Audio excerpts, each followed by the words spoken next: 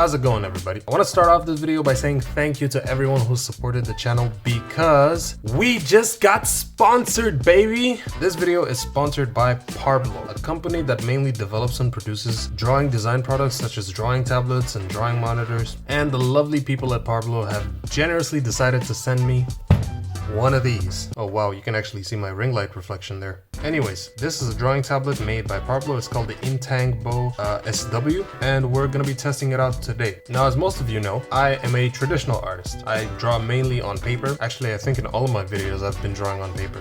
But I do have some experience with using these types of drawing tablets. I've been using this. I think it's called a Wacom One CTL672. This was a tablet given to me by a friend, and I'm going to be using it as a point of reference to basically judge the performance of the Intangbo SW. Now, I'm not gonna lie, there are a lot of things about this tablet that I do not like, mainly because this is an older model of the Wacom One, but regardless, I feel like the Intangbo SW is gonna absolutely cook this thing. So let's get straight to it.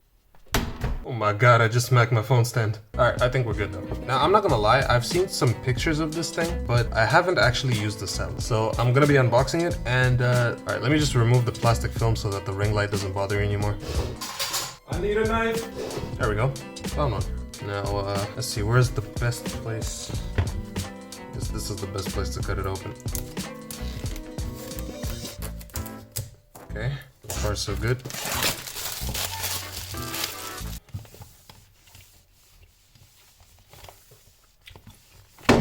Oh my god. Okay, so let's just go ahead and see what's inside. How do I open this? I thought this would just be like a lid that I could lift off, but apparently no. Oh god, bro. How? Oh, I think I got it. Here we go. Ooh, very clean. I'm assuming I'm gonna find the tablet underneath this. Yeah. Oh my god, and it's black. Thank god. They offer different colors, and I think the two different colors that they offer are purple and black. And I was really hoping that the one they would send me was black. No offense to anyone who likes purple. It's just I really wanted mine to be black. But alright, we got the tablet here. This is what it looks like. The Intangbo SW is a drawing tablet with a working area of 7 by 4 inches. It supports up to 16,000 levels of pressure sensitivity, and it comes equipped with 6 customizable express keys. There's also the pen stylus that comes equipped with 2 extra customizable buttons if you need them, and it has up to 60 degrees of pen tilt support. Then there's the cable for the wired connection. It is a Type A to Type C cable, and it's roughly 1.5 meters long.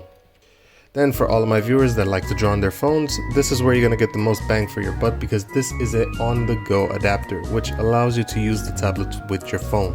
Here's a full list of the specifications.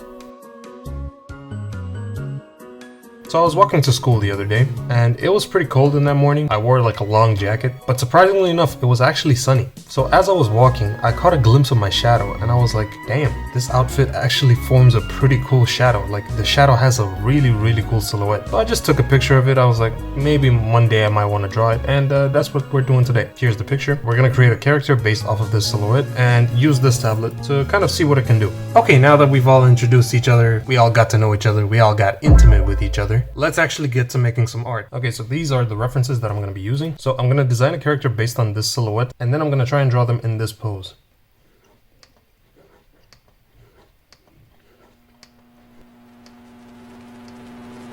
Finally.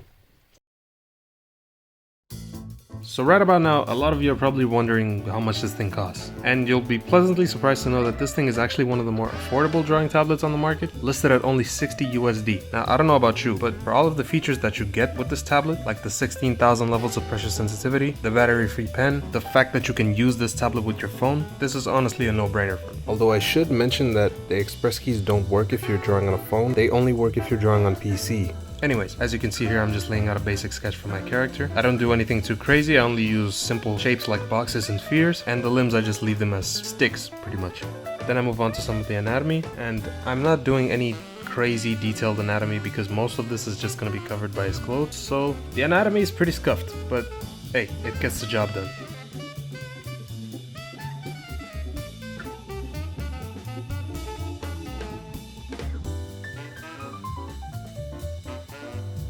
Okay, so I feel like we have kind of a good base down. This is a pretty cool pose to work from. And a cool pose it is indeed. Now I'm doing kind of a more refined sketch. Nothing is set in stone here. This is, again, just a sketch, just to help me better visualize it. I try to draw the hair as curly as I can, but I've never drawn this kind of hair, so I had to go onto Pinterest to find a reference. And once I had something that I was relatively happy with, I moved on to his clothing. For his clothes, I knew that I wanted him to wear a long jacket, but I wasn't really sure on the design of the jacket itself. So I grabbed a few references from Pinterest and I messed around with a few different designs, but honestly I wasn't really feeling any of them. So out of frustration I just decided that I'd come back to the clothes later and that I'd start working on the background. Now I knew this was going to be difficult because I've never actually drawn backgrounds before.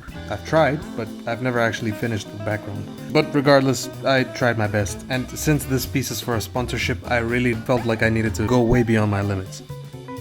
So I create a masking layer of the character that I've drawn, just so it's easier for me to see which parts of the background the character will be covering. That way I won't need to draw the parts of the background that the character will be blocking.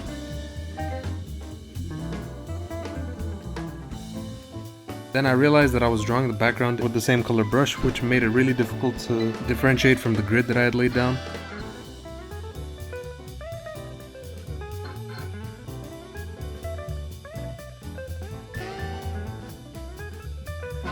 So just like in the reference, I'm working on the stairs and then I get to work on the railings. I'm not gonna lie, the ruler tool really came in clutch here. There was no way I was freehanding any of this.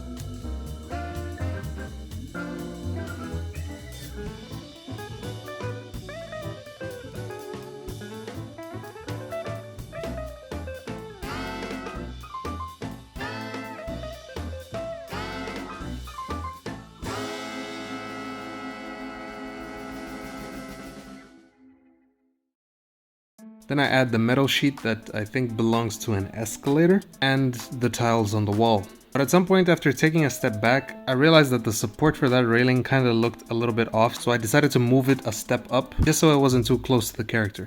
I'm not gonna lie, even though it's far from being done, I was really happy with this background. So after I calmed down a little bit, I came back to the character and I decided to flesh out his hair a little bit more, making it even more curly and as unpredictable as possible.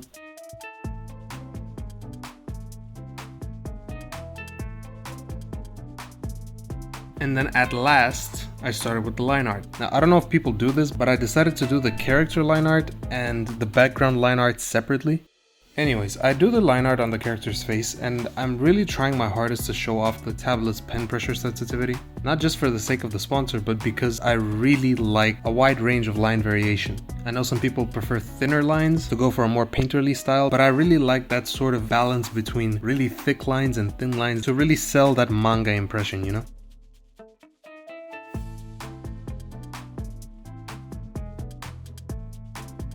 The line art on the hair was a nightmare, I'm not gonna lie, because as I was inking it, I was noticing that a lot of the strands that I made were a bit too sketchy, in the sense that they were kind of too incomplete and not a lot of them made sense. But hey, I pushed through and eventually I managed to work something out.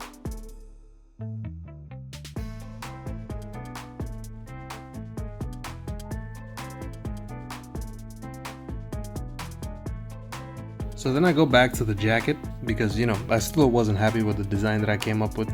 Not that it didn't look good, but it looked a bit too empty, too simple. So I tried going for the design of my actual jacket in real life. The only difference is my real life jacket actually has a hood and not this, you know, like oversized neck warmer kind of thing. And I'm a lot happier with this design, but still it feels like something is missing. But I worked on it for a long time, so I moved back to the line work when I noticed that the character's expression is kind of different from the one in my sketch, and I figured that that was because the mouth was a lot different. So I spent a good amount of time trying to get the mouth to look exactly right.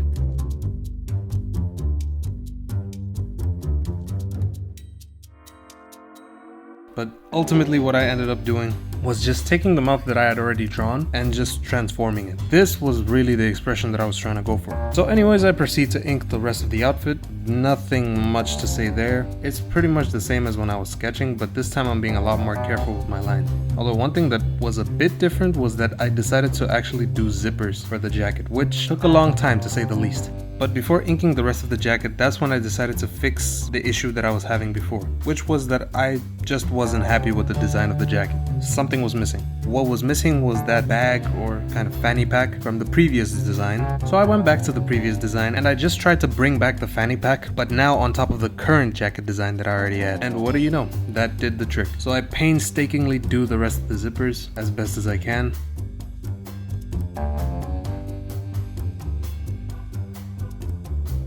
Then I proceed to ink the fanny pack.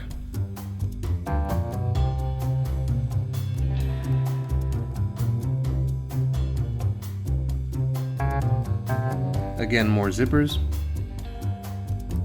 And yeah, like I said, it's pretty much more of the same as the sketching period, but this time I'm just being a lot more careful with my lines.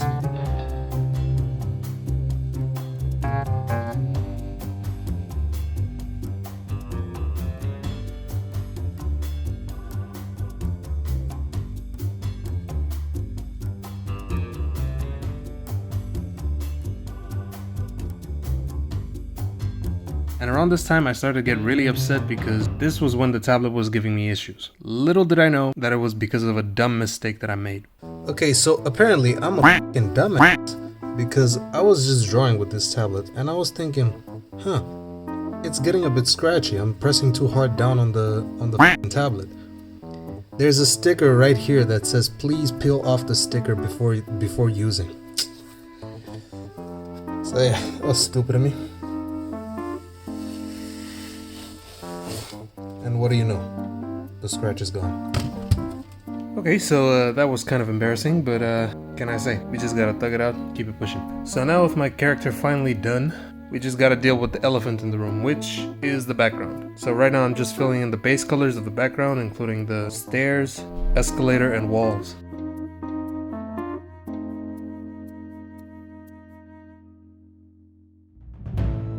Now I'm adding shading to the stairs to make it look semi-realistic. At first I thought I was gonna go for a background that has no line art so that it looks a little bit more realistic, but that just kind of looked weird, so I just gave up on it.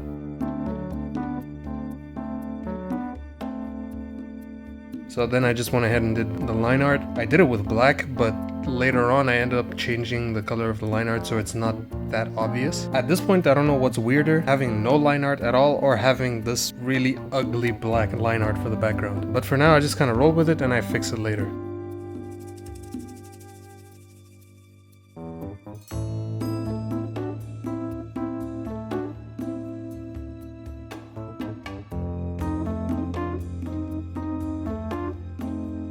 Then I try to blend in the shadows on the stairs using the smudge tool. I know, weird, but I really didn't know what to do. And I accidentally discovered that you can make some really cool stone patterns using the smudge tool. So that's what I did. Then I selected the crayon brush, I bumped up the thickness a lot, and I used it to basically finish off the grooves in the stone. At this point I'm very happy with how the stairs turned out and I moved on to the escalator. At first I tried going in with a low opacity marker to try and mimic the reflectiveness of actual metal, but that just looked weird. So I replaced the base color of the metal with a darker color and I went in with the airbrush to do the highlights, and this looked much better. Then I did the reflection of the railing on the actual metal sheet, as well as the light that's reflecting off of the stairs into the metal. I'm not gonna lie, a lot of this is just trial and error. I'm just trying my best to copy what I see in the reference.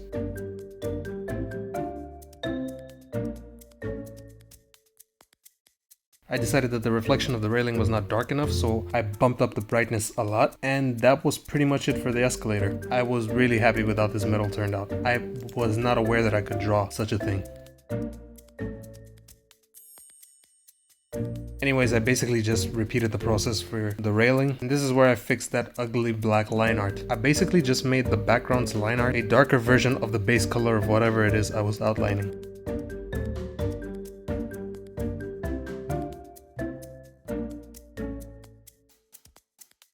Then I went in with a black airbrush to do the shadow of the part that's going to be underground, and for me that was it. The background was finally done. I was not going to touch it anymore. So I took a few days off from working on this piece, and when I came back to it, I noticed that my character's head was slightly off center, so I went ahead and fixed that.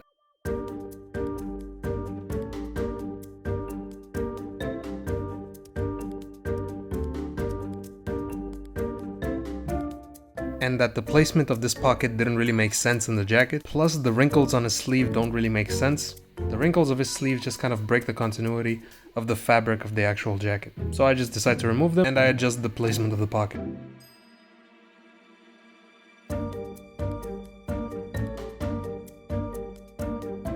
I realized that I forgot to do some zipper details, so I just finished those off. And I finally got to adding the base colors of my character. For the coloring, I'm using a method that I saw in Mark Brunette's video where he fills in the characters with the colors that show when they're in shadow, and then he places the highlights on top of the shadows instead of placing the shadows after the highlights. So my character's jacket is black with an orange accent, his inner shirt is dark blue, and he's kind of light skinned.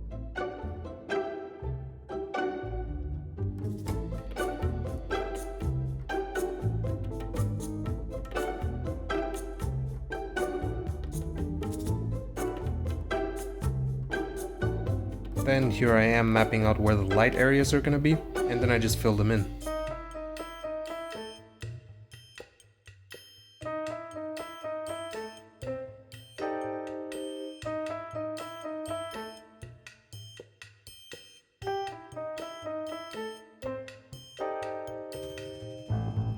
And I basically just do that for the entire rest of my character. Then I map out where the light areas are going to be for the jacket, and I just fill them in. Really, this is just more of the same.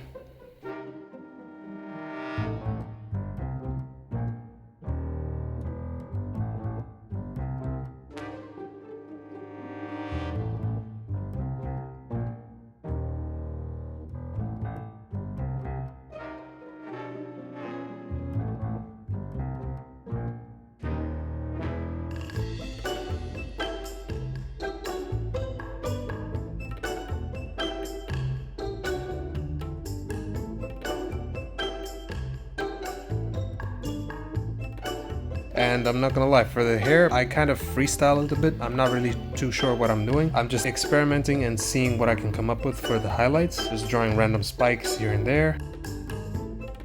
Ultimately, I was pretty happy with what I came up with.